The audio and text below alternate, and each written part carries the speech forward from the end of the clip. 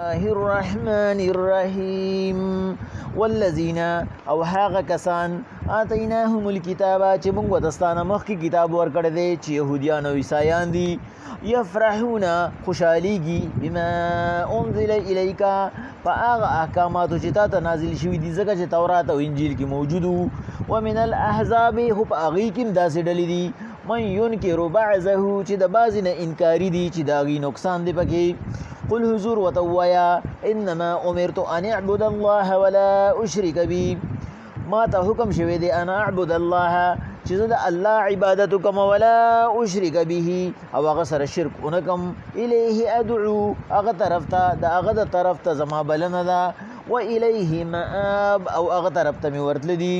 وكذلك انزلناه حكما عربيا حضور دغه رنګ موږ نازل کړی دی دا قرآن په عربی کې ولئن اتبعت اهواءهم او کته اوسم تابعدار شي ردی د خواهشاتو بعد پس داغینا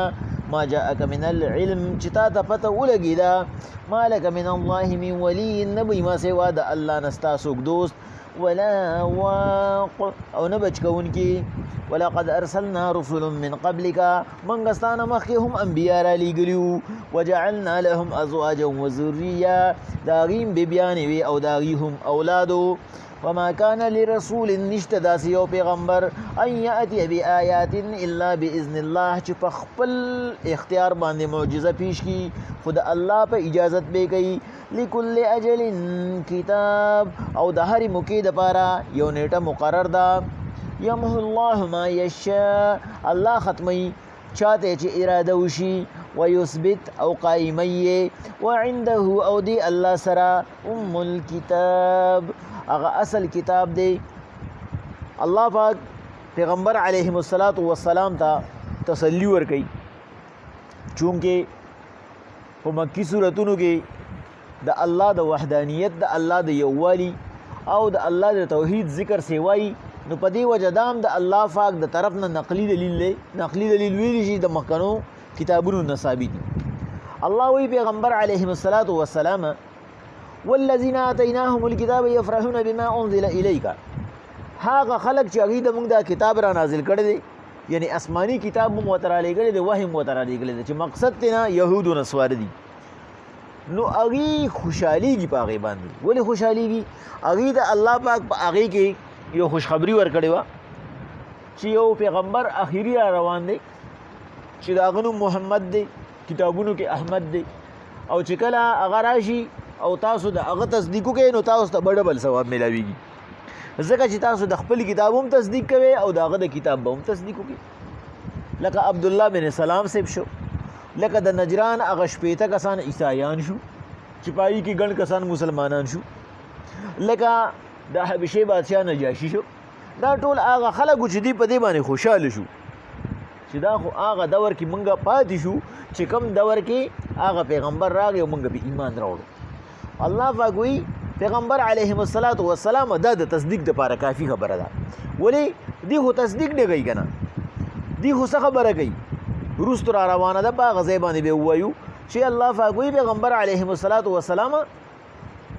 دی هوی چې الله پاک زمونږ د لپاره د مخکنه ایمان او کفر لیکل دی نو بیا پکې عذاب د کوم طرف نه راغی موږ خو مجبور محض یو دا خو د الله پاک د طرف نه اډر دی نو بیا ته موږ ته تبلیغ ولګې او بیا زموږ د ایمان ضرورت څه پاتې شو الله وی پیغمبر علیه الصلاۃ والسلام دې ته وایي بیا د مخکنو خلکو ایمان راوړی چې کله ستاسو دا نظریه ده نو خو پکار دا دی چې دا ستاسو د کتاب په وجه وي او ستاسو کتاب کې خو واضحه خبره دا راغلې ده چې دا کتاب اخیری نه دی چې تورات او انجیل دی نو هغوی ولې ایمان راوړی دی الله پاک وایي ومن الاحزاب من ينکر بعضه هم په دغه ډلو کې دا کمې ډلې چې ایمان وروړي چې عبدالله بن سلام صاحب د یهودیانو نه دی د نجران عیسایان دي د حبشي عیسایان دي هم په دغه خلکو کې بعضې خلک داسې دی چې ينکرو بعضه هغوی د قرآن بعضې احکامات نه مني ولې نه مني چې پای کې دا خبر راغلی ده چې د تورات او د انجیل احکامات اوس منسوخ دي بلکې اوس د قرآن احکامات به چلیږي صرف هغه چې الله پاک د تورات او د انجیل په احکاماتو باندې د منسوخ کېدو حکم نه لري کړی او په قرآن کې جاری او ساری دي نو هغوی ولې انکار کوي د قرآن نه؟ هغوی وایي دا قرآن زموږ د تورات او د انجیل بعضې احکامات ختموي. نو هغوی د خپل ضد پښتو د لاسه د خپل عناد د لاسه هغه ستا نه انکار کوي. الله وایي قل حضور ورته ووایه انما امرت ان اعبد الله ولا اشرک به. ما ته الله دا حکم کړی دی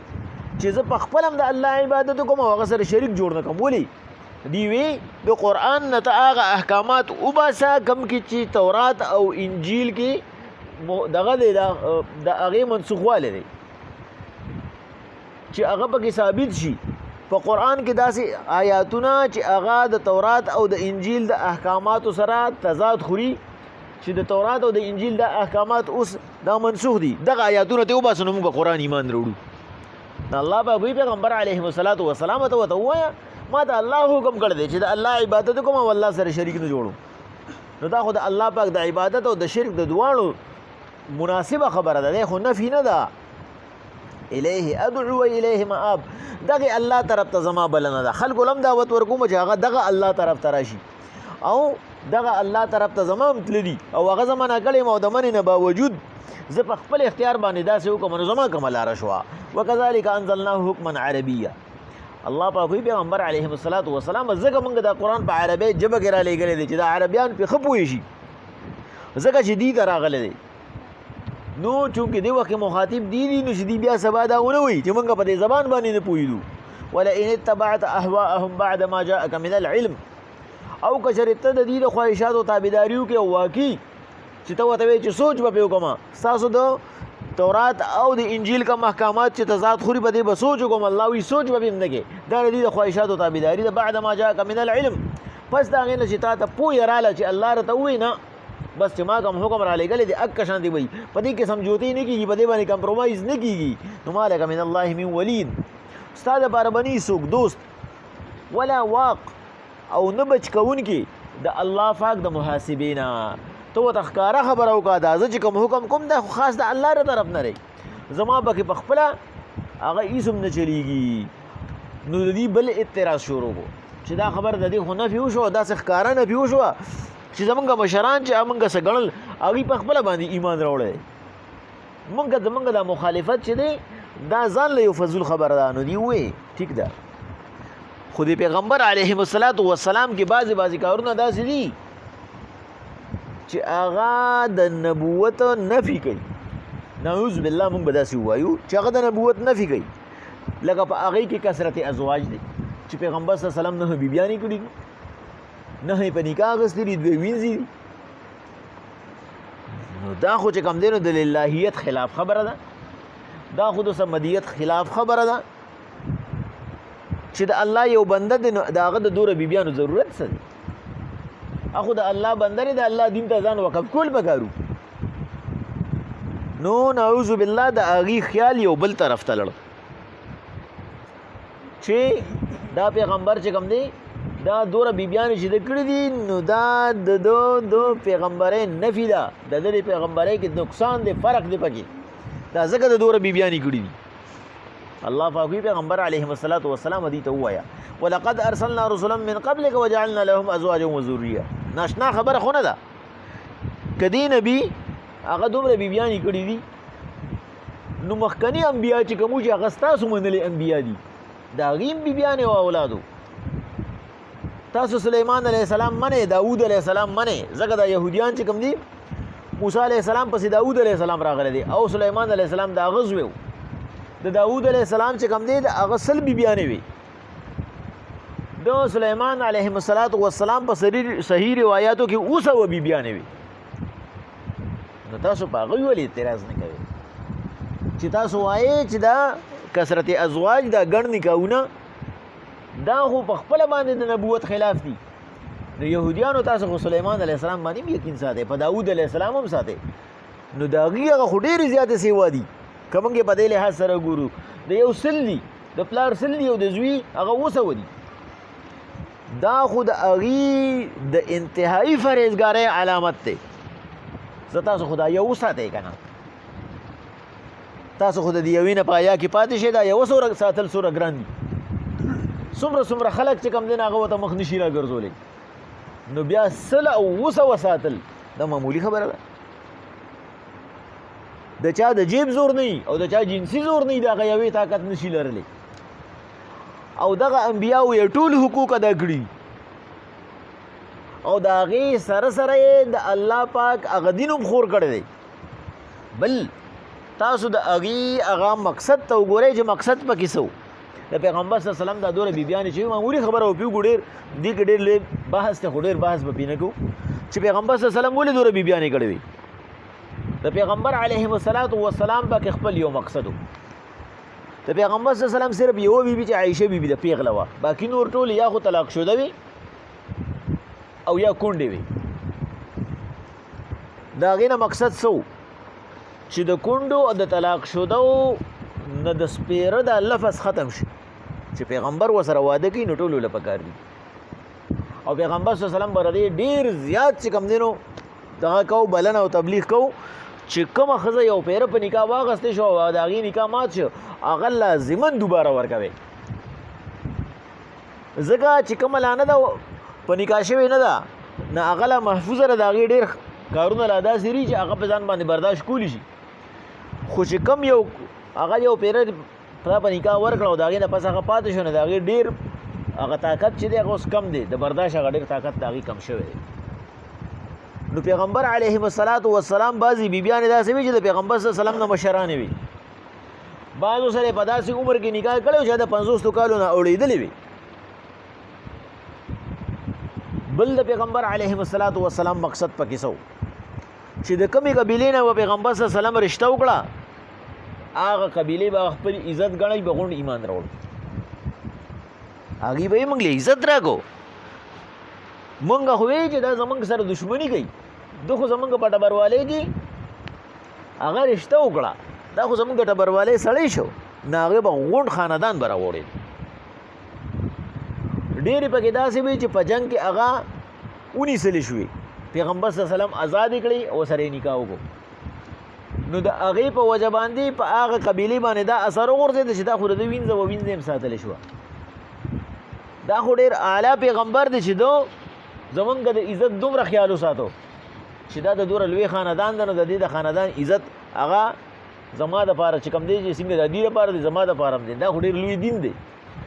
بل د هغه بیبي په وجه باندې به د هغې د خاندان سره د پیغمبر صلی الله علیه وسلم مراسم په دې جوړېده چې د هغې هغه خوی بی او عادت به پیغمبر صلی الله علیه وسلم ته معلوم شو بل د هغه قبیلې په زبان باندې به پوه شو د هغې په طور طریقو باندې به پوه شو د هر یو خاندان د هغې جدا جدا د هر یو قبیلې د هغې جدا جدا طرز عملي او د هغې جدا عادتي نو د هغې په وجه باندې پیغمبر علیهم الصلاة والسلام دا دومره نکاحونه چې کړي نو هغه د اسلام دپاره کړي چې د هغې په وجه باندې دین ډېر زیات په اسانه باندې خور شو او زر زر خور شو بل د پیغمبر علیهم الصلاة والسلام بیبیانې چې وي او به ذات خود هغه یو مدرسه وه دا موږ ته دین د چا د طرف نه راورسېد زیات دین موږ ته د عایشې بیبي د طرف نه راورسېد ځکه چې د پیغمبر علیهم الصلاة والسلام د وفات په وخت کې د هغې عمر 18 کاله او چې کله د پیغمبر صلی الله علیه وسلم کور ته راتله نو د هغه وخت کې د هغې عمر 9 کاله هغې 9 کاله پیغمبر صلی الله علیه وسلم سره تېر کړي هغه د پیغمبر علیهم الصلاة والسلام مدني زندگی وه او اخري زندگی وه 9 کاله هغې تېر کړي په دې وجه باندې اکثر صحابه د عایشې بیبي شاګردانو چې هغې به ورته د فردې د اخوا نه باقاعده چې کوم دی نو درس کو او د هغې نه به هغې فتوې اخیستې ولې د هغې دماغ ځوان چې د 18 کالو په عمر کې هغه کونډه کېده نو خو هغه چې کوم دی هغه وخت کې بلوغت ته رسېدلې وه او د هغې نه پس چې کوم دی د هغې عمر هغه 51 سال یا 53 سال په عمر کې وفات شوه نو دا دومره موده دا 32 33 یا 34 سال هغې د دین خدمت وکړو هغه دین یې موږ ته راورسو د زنانو د مسلو د فقهي مسلې اکثر د عایشې بیبي نه نقل دي نو په هغه ډېرو نکاحونو کې د پیغمبر صلی الله علیه وسلم هغه یو خاص حکمت و د هغې په وجه یې کړي الله پاک وایي که دغه حکمتونو باندې نه پوهېږې نو په دې خپل ضد عناد باندې پوه شئ چې ستاسو چې کوم انبیا او هغې څومره نکاحونه کړي په هغې باندې اعتراض نه کوئ نو په دې پیغمبر څنګه اعتراض کوئ او پاتې شو دا خبره چې وما کان لرسول ان یأتي بآیات الا باذن الله تاسو چې پیغمبر صلی الله علیه وسلم ته وایي چې د پیغمبر علیهم الصلاة والسلام د دې سره دیم قبلو خو موږ ته زمونږ فرمایشي معجزه راوړه د احد غر راښکه چې موږ ته ځمکه خالي شي یا یې راته د سرو کا چې بس زمونږ بل څه ته ضرورت نه بس ټول به جومات کې ناست یو مونځونه به کوو که نه د کار کروندې ضرورت به هم نه یا راته په دې مکه کې دریابونه خواره کا یا زمونږ دپاره لکه د سلیمان علیهم السلام په شانتې د هوا تابع کا چې زمونږ ضرورت چې کوم دی نه هغه په یو منټ کې حل کېږي موږ به دین ته راوړو یا داسې نور داسې قسمه فضول سوالونه الله پاک وایي پیغمبر صلی الله علیه وسلم دې ته ووایي دا خو زما د وس کار نه دی معجزه او کرامت دا حق دی خو دا دواړه د الله پاک د طرف نه دي په دې کې د بنده څه اختیار نشته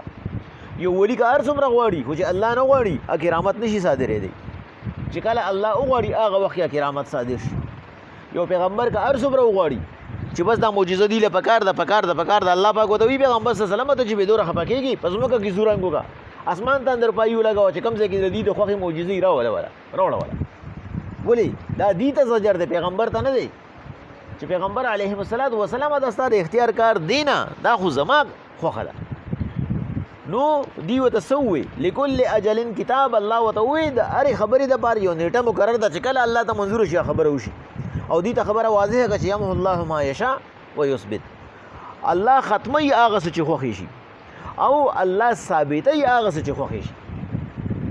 دا ما تاسو ته ووایي چې وروسته خبر را روانه ده دغه خبره وه چې پیغمبر علیهم السلام ورته ووایي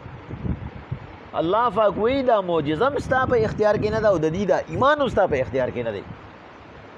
دا ما لیکلي دي دا هغه لیکلي خبرې دي داسې به کېږي دا تقدیري فیصله ده او هغه تقدیر چې کوم دی نو هغه یو محکم دی یو معلق دی هغه معلق هغه چې الله پاک د عمر مقرر کړي چې بای د به شپېته کاله عمري ورسره دی کوي که د صدقه وکړه که د نیکي وکړه که د خیرخواهي وکړه زه به ورې 11 کاله نور سیوا نو چې کله دی د خپل عقل مطابق هغه کارو کې الله پاک ول هغه سیوا نو که چېرې ستاسو دا خبره چې یهودیانو ووایي چې الله پاک ووایي چې بای دا خو زما کار دی او ما دې له نه دی مقرر کړی نو بیا موږ ته د ایمان ضرورت څه پاتې شو بیا خو هغه سزا جزا باسي موږ ته ملاویږي نو زمونږ د عبادت خو ضرورت پاتې نه شي الله وی حضور ورته ووایه چې الله کل اختیار دی یمحو الله ما یشاء ختموي هغه شي چې اراده وشي د الله چې اراده وشي او تاسو طلب وکړئ الله بس تاسو نه هغه کفر ختم کړي اسلام ته به هم راوړي ویثبت او ثابت به هم پرې پاتې قایم به هم پرې پاتې دا ختمول او ثابتول دا د الله پاک خوښه ده خو د انسان به طلبي توفیق او هدایت به د الله په لاس کې الله وی پیغمبر علیه السلام ورته ووایه د الله نه څوک تفوس کوونکي نشته که تاسو الله پاک رضا کو الله پاک با تاسو هغه تقدیری فیصلې ختمي کی الله پاک با تاسو له هدایت درکې ایمان ته به راوړي او چې چاله وغواړي یثبت قایم به پاتې کې به د کفر نه سره ونړي وعنده الکتاب ځکه چې د فیصلو هغه طاقت د الله په لاس کې دی الکتاب نو مقصد لوح محفوظ دی چې پای کې فیصلې هغه د الله کار دی الله چې څو وخت وغواړي بدلیږي الله چې څو وخت وغواړي محکمېږي نو که تاسو په الله کې د جوړه شوه تاسو د الله احکامات ومنل او تاسو الله رضا کو نو هدایت ورکول دا د الله په لاس کې دي تاسو له هدایت درکړي بسم الله الرحمن الرحیم والذین آتیناهم الکتاب هغه کسان چې ورکړی دی ورته مونږ کتاب یفرحون بما انزل الیک ای خوشحالیږي چې کله نازل شو تا ته قرآن ومن الاحزاب من ينکر بعضه او د دغې خلکو نه بعضې داسې ډلې دي چې هغوی انکار کوي د بعضې حصو د قرآن نه قل حضور ورته ووایه انما امرت ما ته خو الله حکم کړی دی ان اعبد الله چې د یو الله عبادت وکړم ولا اشرک به هغه سره شریک جوړ نه کړم الیه ادعو هغه طرف ته زما بلنه ده و الیه مآب او هغه طرف ته مې ورتللی دي وکذلک انزلناه حکما عربیا هم دغه رنګې نازل کړی دی مونږه حکما عربیا دا احکامات چې قرآن دی په عربی ژبه کې لئن اتبعت اهواءهم که چېرې ته بیا هم د دې د خواهش تابع شوې او د دې خواهش ومنې بعد ما جاءک من العلم پس د هغې نه چې تا ته پې ثبوت او پویه حاصله شوه ما لکه نو نه به ستا دپاره هم من الله د الله نه ما سوا من ولي څوک دوست ولا واق او نه بچ کوونکي ساتونکي ولقد ارسلنا رسل من قبلك حضور منګستانه مخکم انبیا را لیږلي دي وجعلنا لهم ازواجا وذريه ذریه د هغې خو هم بیبیانې وې او اولاد یې و وما کان لرسول یو پیغمبر له مناسب نه دي ان یأتي بآیات چې هغه په خپل طاقت باندې معجزه صادره کړي معجزه راوړي الا باذن الله خدا الله په اجازت به کوي لكل اجل کتاب او د هر یو کار د پاره یو ټیم مقرر دی یمح الله ما یشاء الله ختمي منسوخ کوي هغه چاته چې اراده وشي ويثبت او قائم پاتې کوي وعنده الكتاب او الله سره د فیصلو کولو طاقت دی والذین آتیناهم الکتاب هغه کسان چې موږ ته کتاب